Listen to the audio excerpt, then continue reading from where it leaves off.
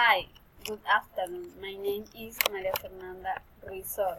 I am a student of the academic program of Business Administration of the Sergio Casanare.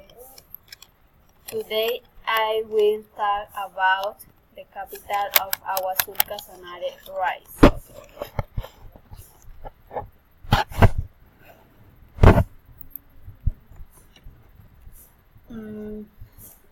In my town, every year they make festivals. They carry out fairs where they make cultural shows, national rice, rain weekends for kids from other regions and countries.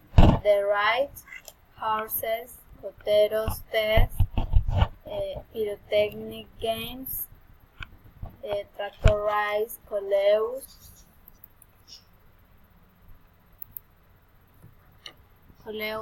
bulls, and gastronomic tests. Thank you very much for your attention. Paid. Good evening.